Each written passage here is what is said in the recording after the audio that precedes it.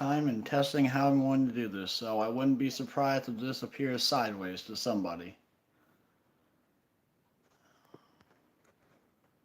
Nope, that's me. Hmm.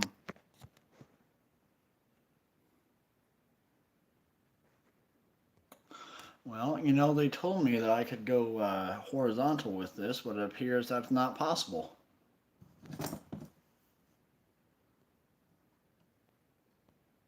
Yes, please rotate the device. You must be joking me.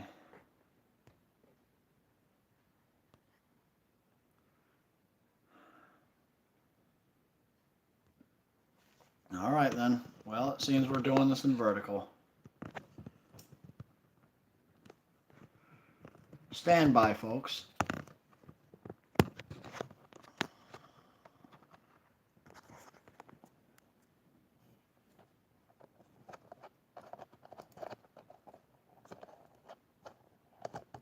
Stand by, folks.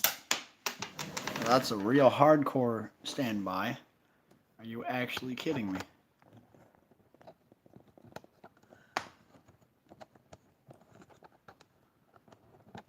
Oh, I am adjusting my thing to actually go straight.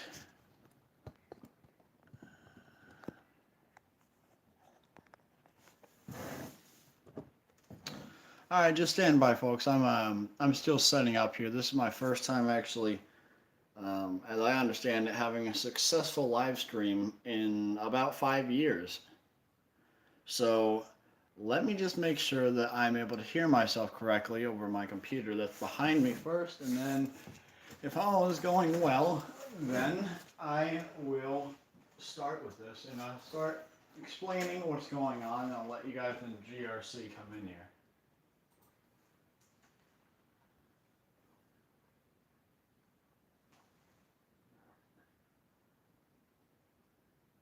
Hmm.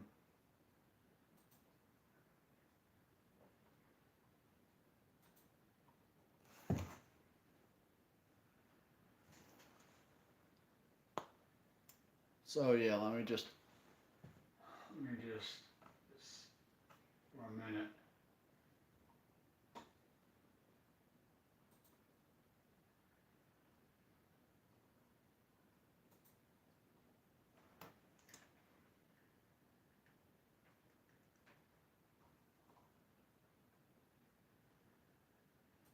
Hmm.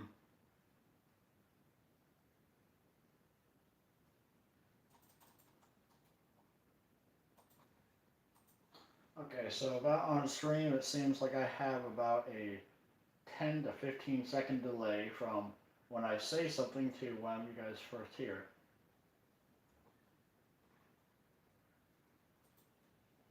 I can work with that.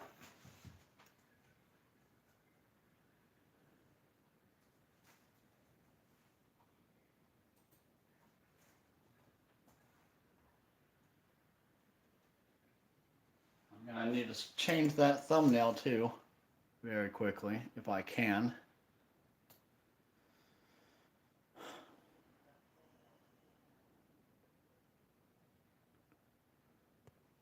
Well, I guess I'll have to go to that one later.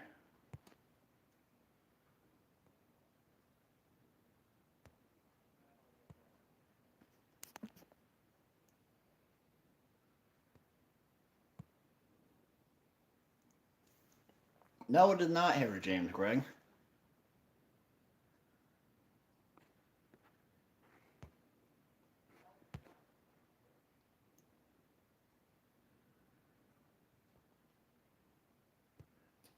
Oh, that is grand. This thing is so clunky that I cannot even, what's it called? I can't even undo it, so through the screen, I'm going to always just see you guys' comments. I'm not going to be able to see myself.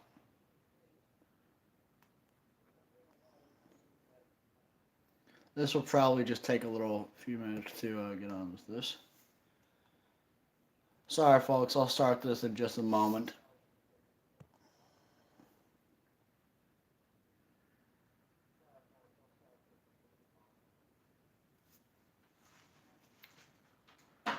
Alright, well, I'll just work with what I have. Please let me know how things is holding up on your guys' end. If y'all can hear me okay and if everything is going fine.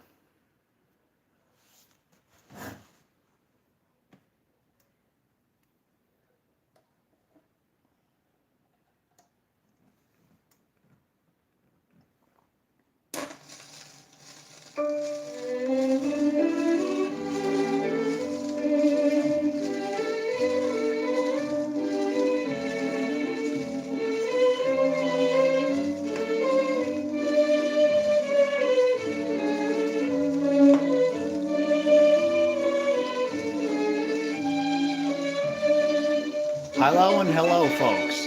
This is the Sea Porter program on the Columbia Broadcasting System.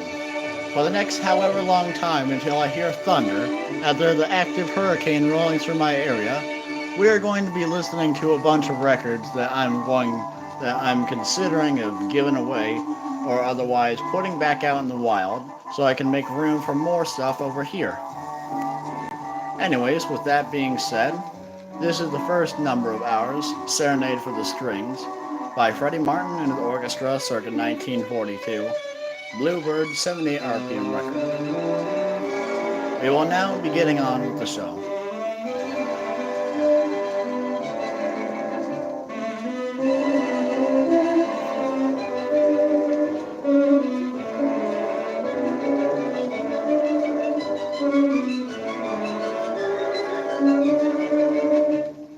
This is the Columbia Broadcasting System.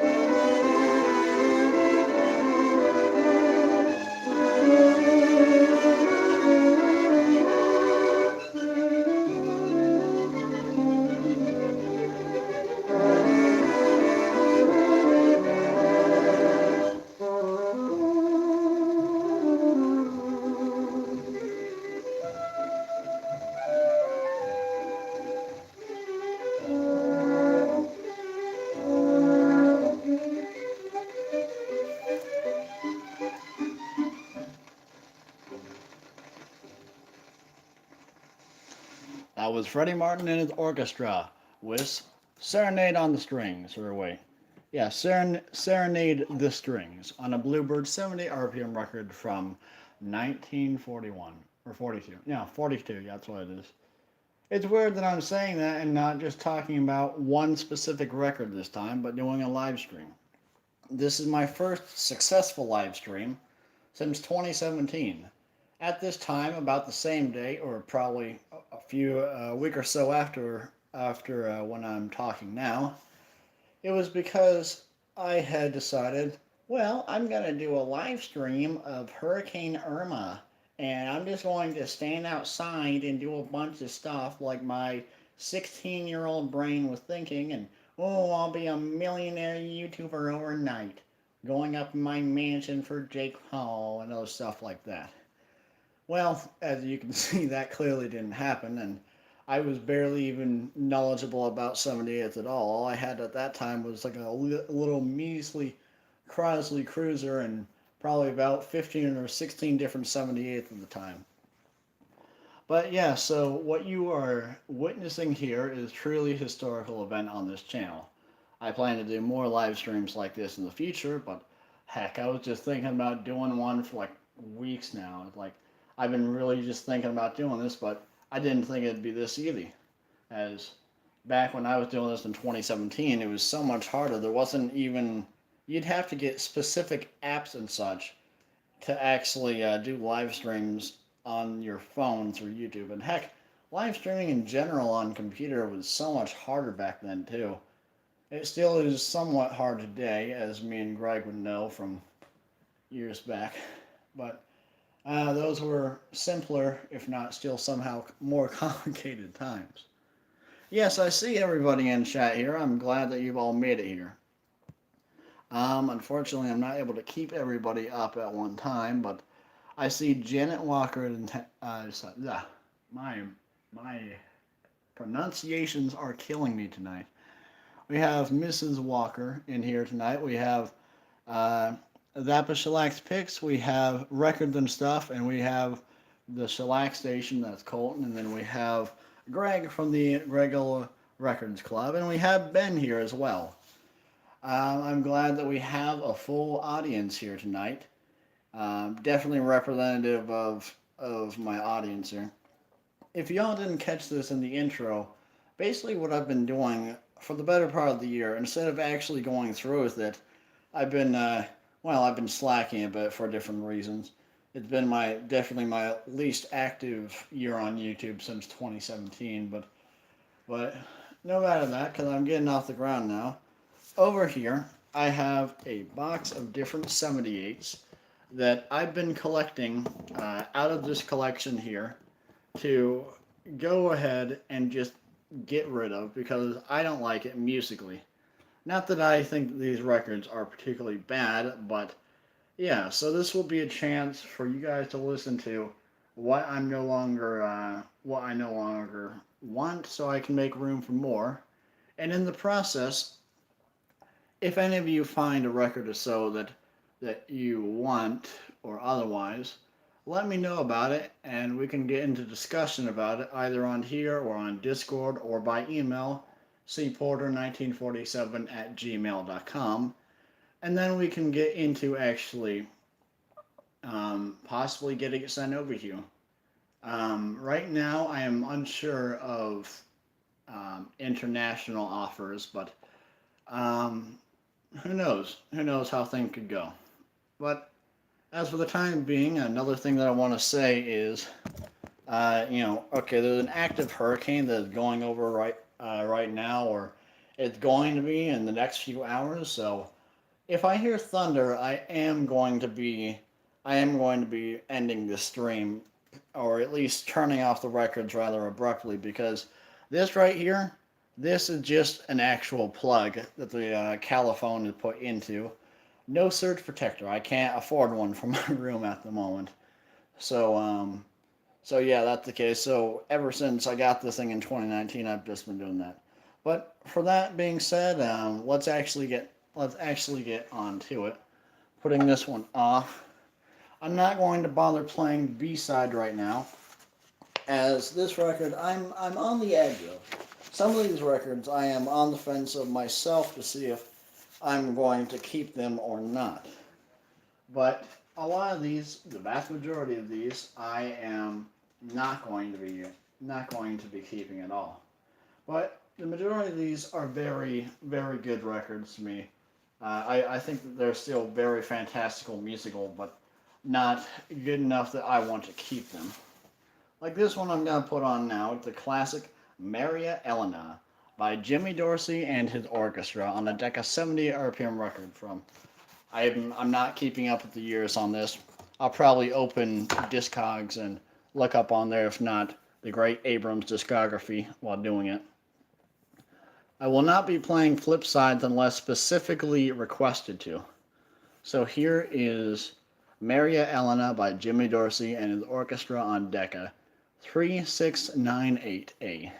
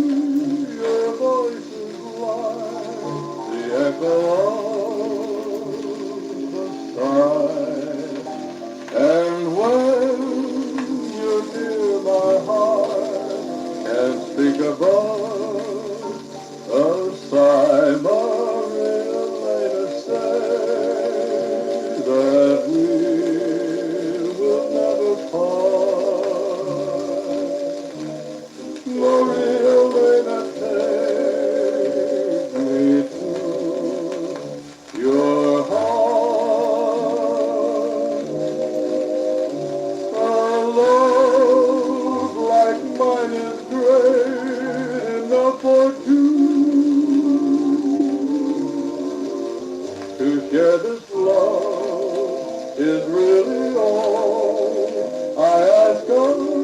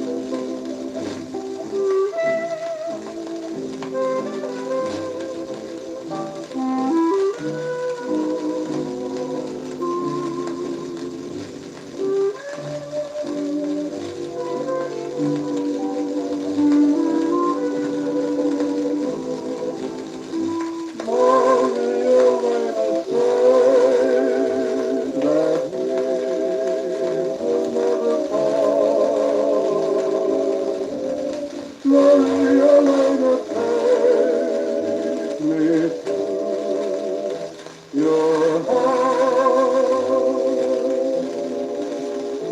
For love like mine is great enough for two to share this love is really all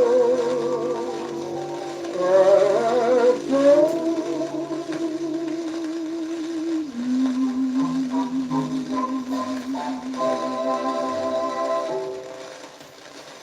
Bob Everly singing the vocals of Maria Elena by the Jimmy Dorsey Orchestra from 1941. Decca 70 RPM record. I'd say about VG plus plus quality, if not VG plus usual. Yes, I am following along in the chat right now. Uh, for anyone who's staying that is not commenting much, I am glad specifically that you are here, like Miss Walker that's here, and others that I rarely get to speak to these days. But I'm glad that all of you guys are here in general, all you guys and gals, and anything between. So, does anybody want to hear the flip or not? Because I'll just move on. It's the basic uh, double hitter of Jimmy Dorsey. The flip is Green Eyes. It is a Nilo Menendez, E. Riviera, and E. Woods composition.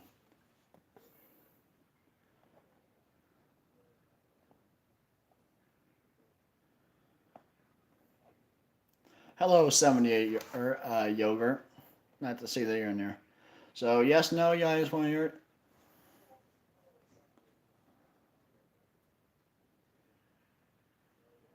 I love Big Band. All right, tell you what. Since there seems to be some debate in the comments, we'll just come back to it. I'm not saying I'm putting it back now. All right, fair enough. One side, but yeah, in case somebody else wants to hear it again, here the other side. And the sleeve that comes in is your typical. What is it? Is your typical. I don't even know what type of. This is definitely some sort of craft, but then laminated with tape side tag on it that hasn't been identified. I've had this one in my collection since 2017. It's one of my first, I believe, if not early 2018. I have several other Jimmy Dorsey numbers that will be part of this as well. As well as, a ton of other artists. There's something around 90 different records in here. We're not getting through all of them by a long shot. But, yeah. So, alright. And, yeah, there's also some stuff. There's acetates in here. There's other things. Heck, I'll put on an acetate right now. This one I'm not going to put on the entire time, considering once you've heard 30 seconds of it, you've basically heard all of it. And it's not really going to be something of interest to somebody except for archivists and archaeologists and otherwise of this nature. It is, and I'm trying to get it out of the sleeve here, it is a Federal record disc, probably Presto, considering the three holes, one of which is covered up. It's there. Both sides are recorded onto. The only actual dating on it is the number six, but that's probably just out of order.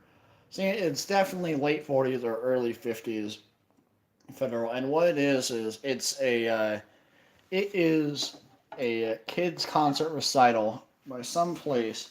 As per the sleeve, it says Frank I. Crowell Music House 5841 in Cermak Road, Cicero, Illinois. Yes, the exact same Cicero, Illinois where Jimmy and Chuck McGill were born. So there's some of their music. Hey, maybe it's out. It's one of them that's on the clarinet or trumpet here. Anyways, the first 30 seconds, it's gonna be the only thing that you need to hear. So we'll put that on.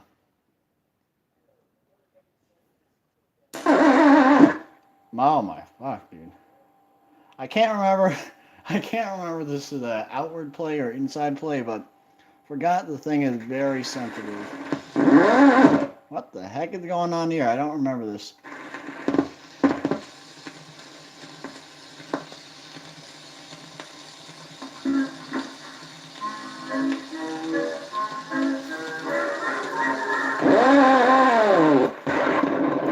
I don't know what the heck is wrong with this thing. It didn't do this last time. Is it perhaps recorded like this?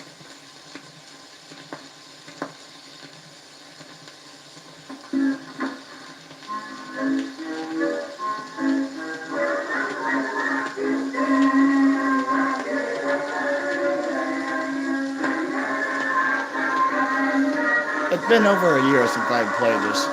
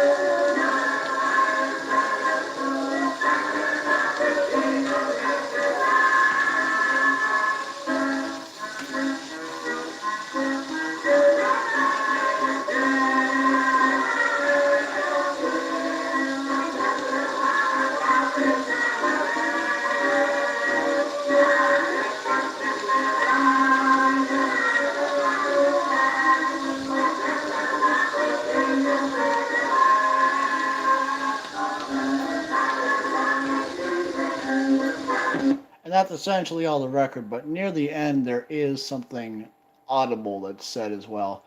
I don't recognize the song here, but apparently one of you do. I don't know if this is on the same side or if I'm gonna have to flip it over.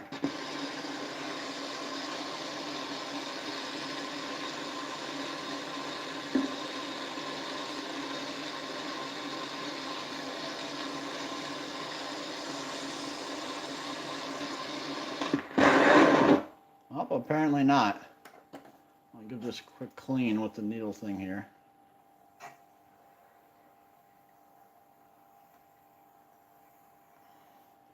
Yeah, I'm probably just gonna flip this over, see if I can find the actual audio that's identifiable on here, but after that then it's otherwise. I won't be surprised if nobody wants this, but I figured I'd at least give it a chance. This seems almost like the sort of thing that Chris would like, I think. He'll probably want this.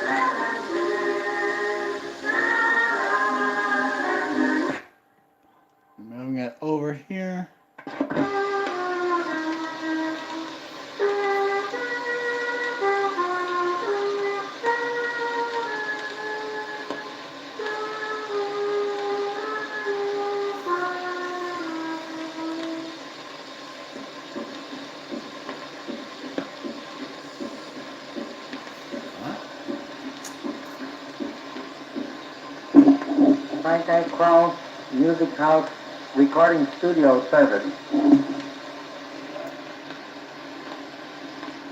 Recording Studio 7, he said, of the address that I just listed there.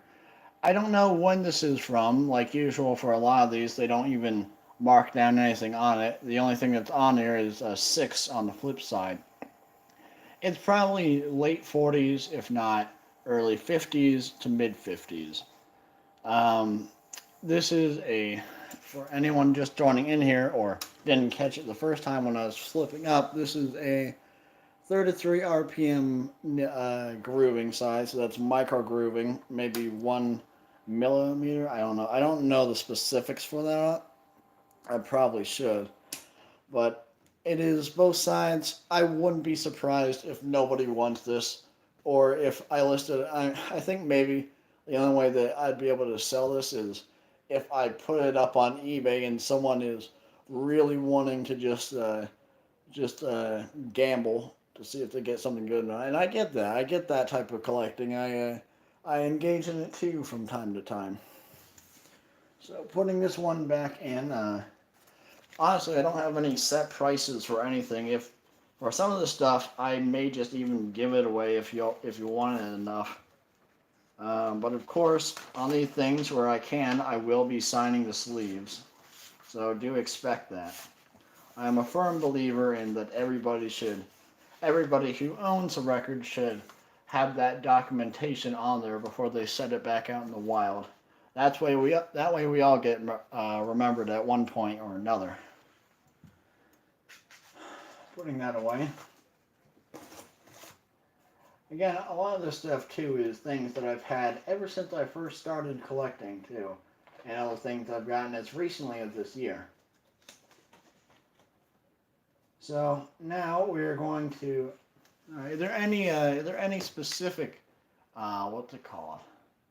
Is there anything specific year that or decade that anybody wants to hear from? We can start from there. We can go all over the place. I got stuff going up through the 50s in here. 1929. I can start with 1929. I just passed something in here that's 1929. Columbia Potato Head label of My Angeline and Coquette. I've never been quite sure of how to pronounce that. Yeah, we'll get to all those other years as well.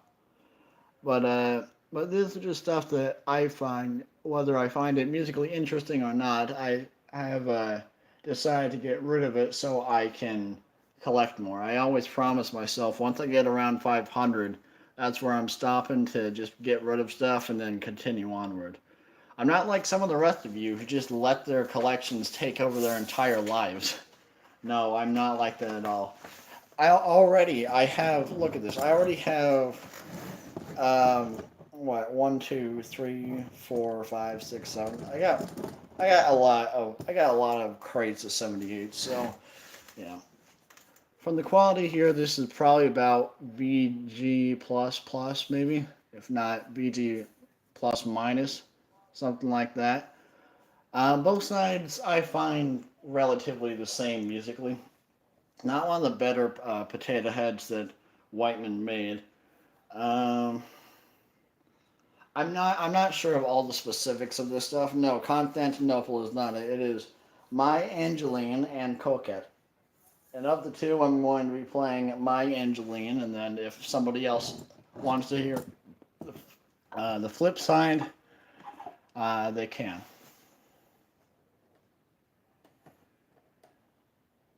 Oh, nope. Don't want to be playing it flip styles. Not. This is in 2019.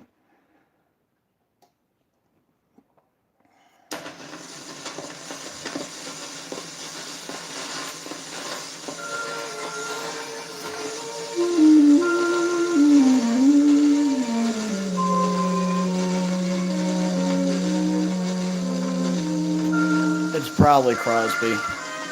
I'll look it up on DHR.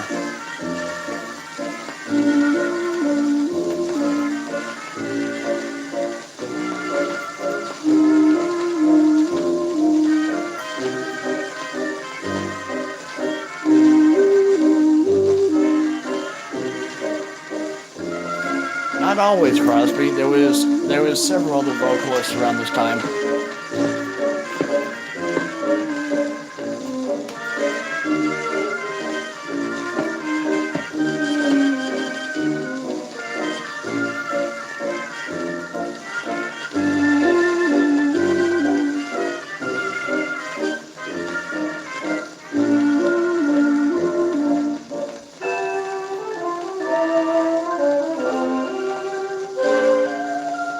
And look like a care and watch for waiting. Do I wait in vain? Is it all in vain? Shall I be rewarded for my waiting? Will we meet again? Shall we love again? My Angeline, when all is green in Arcady, I'll return to you, sweetheart. My Angeline, my every dream of Arcady makes me yearn for you, sweetheart. I know the road is always long that leads to paradise, and just as long as we believe in love undying, my Angeline, when all is green, then I'll remember you wait for me in Arcady, my Angeline.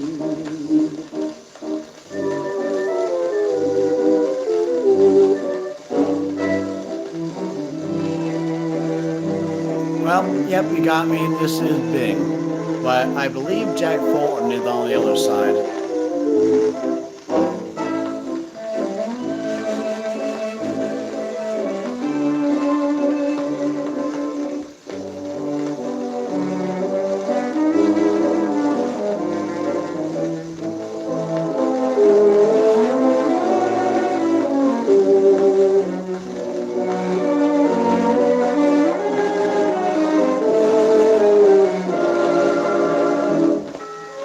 Well, Mr. Vocal Refrain is always listed on a lot of Columbia stuff.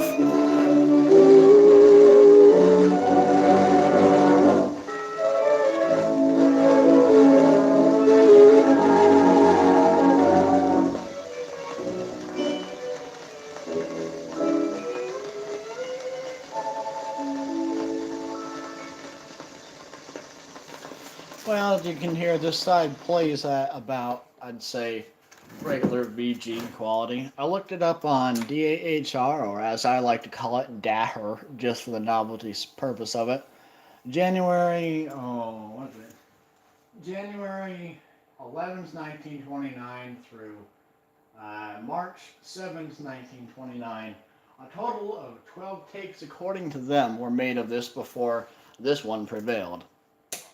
Now, the thing that I don't like about DAHR, despite how good it is for a lot of things, is, they are the, I think, apart from the ARSC people, DAHR is the only people that really, you can tell from the very get-go that they are very scholarly about this, but every time that I'm on here and looking at a specific article, sorry, not article, for a specific listing, they never specify what source it's coming from.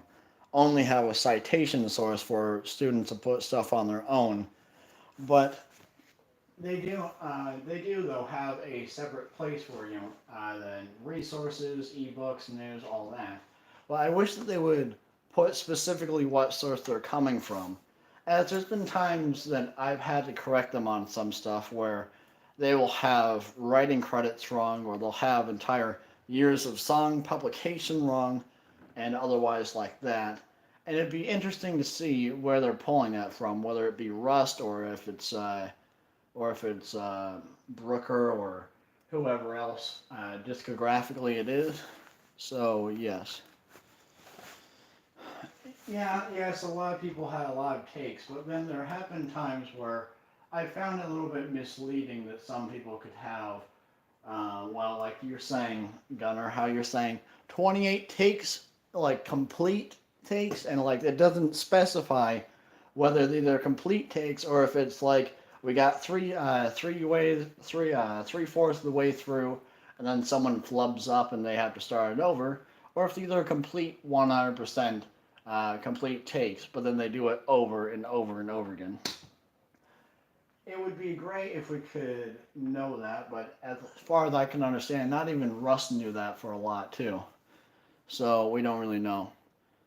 I do own some Durian records, but at this time, if my memory serves me right, I'm not getting rid of any of those. Though that could be argued for. I'll play one or two in a minute, as you know, I don't want to be tyrannical about what I'm putting up. So, do you guys want to hear the flip side to this, which is my Coquette, or not? I'm like 90% sure this is being on the flip side.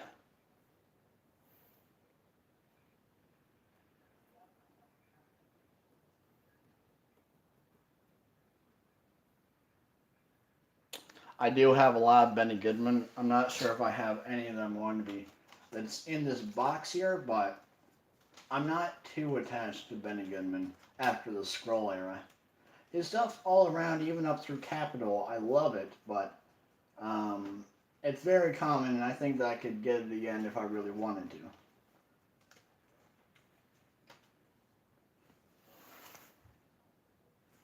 I have a lot of Brunswicks that I have a lot of Brunswicks at that time.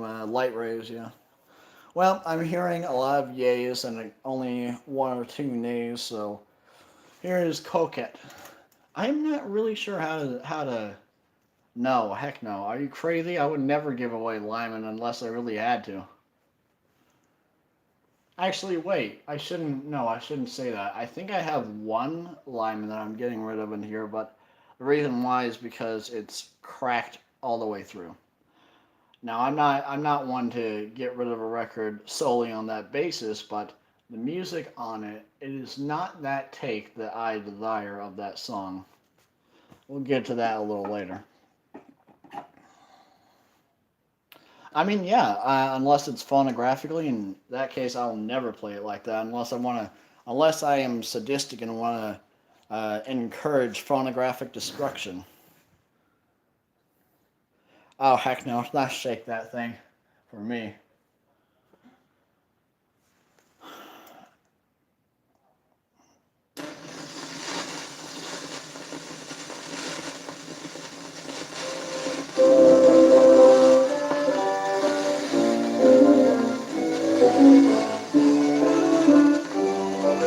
The others you've met may call you coquette, but I'll always call you sweetheart.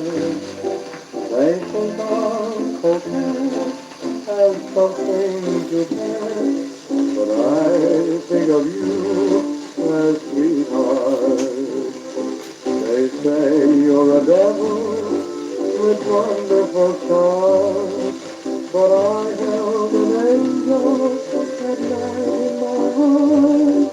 So try and forget the name of Coquette, and only remember sweetheart.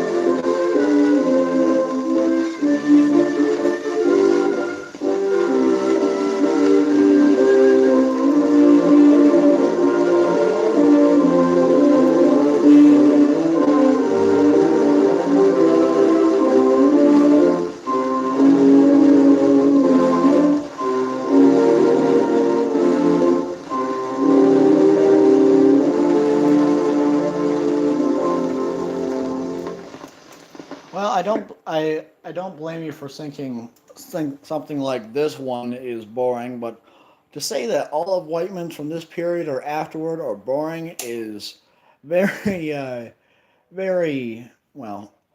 I don't want to say antagonistic. That's not the right word. It's just incorrect. That's what it is. I can believe you on Potato Heads, but just a lot of his stuff is great here, and a lot of his stuff is it's not boring in the slightest. I mean, heck, even this stuff he had. I'm gonna get crucified if I get this wrong, but oh, I don't know if it was Matty Malneck that was arranging or if it was Johnny Green by this time that was arranging, but you know, you can only get so many good arrangements with a record, even at Paul Whiteman's level. So there are going to be some that just flop by default. Even Duke Ellington in the '40s was having concerts from time to time that would just be absolute flops. Every single song would just be horribly bad arrangements.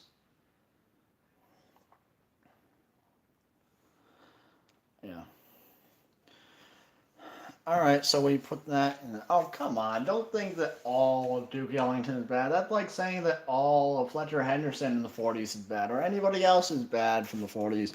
A lot of the band leaders did splendidly through the '40s. Speaking of which, right now, someone wanted to know if I had some Benny Goodman. I'll play one of Benny Goodman's right now. Um, it is one I'm getting away. It's a common one. It's a red label CBS Columbia, but it is Boy Meets Horn with Chris Griffin on the trumpet.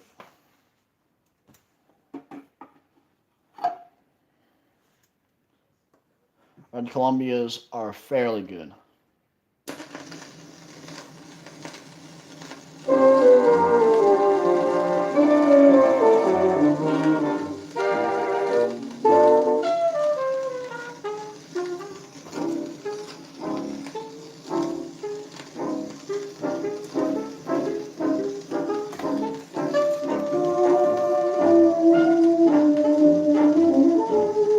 Oh, shit. Stand by, folks.